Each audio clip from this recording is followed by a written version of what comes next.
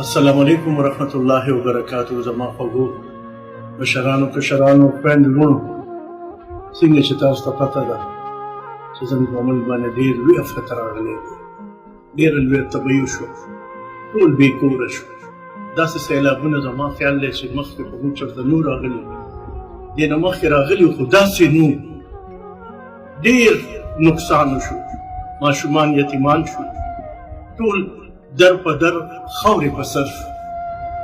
نو چې دې کې اوس موږ مرسته ونه کړو، ته یې ونه کړې، زه ونه کړم، دا به څه کېږي؟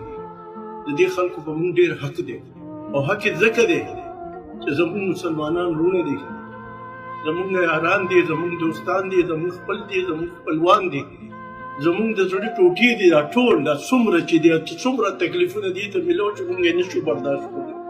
الله ګواه دی، الله ګواه چې علم دړ کوي، علم ته ډېر زیات تکلیف دی. چاته به فریاد کوو، چاته به وینا کوو؟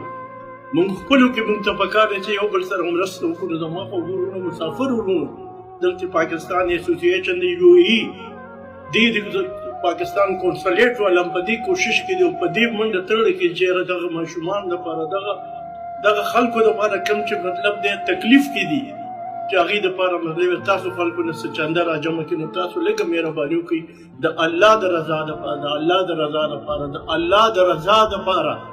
دا ضروري نه ده چې ته دا ووایې چې یاره ما سره خو پیسې نشته، زما په دې یو درهم به څه وشي، یا زما په دې یو روپۍ به څه وشي. دا یو روپۍ هم ډېره، دا مطلب یو نه ده، دا 1 کروڑ روپۍ، دا 1 کروڑ درهم دي. مطلب چا چې څه وس زیات کېږي به زیات ورکوي، چا چې څه وس کم کېږي به کم یې ورکوي. خو مطلب الله ته خو به مطلب د زموږ پیشي کېږي، موږ نه به هم تپوس کېږي چې دومره افت راغو، دومره تکلیفات وکړي دا ستاسو خلک، همدا مسلمانان. نو مهرباني وکړئ او د الله په رضا، الله په رضا تاسو به دې خلکو سره مرسته وکړئ.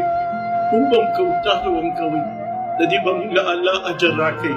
او زه امید لرم چې زما دا خبرې به تاسو باندې څه اثر وکړي.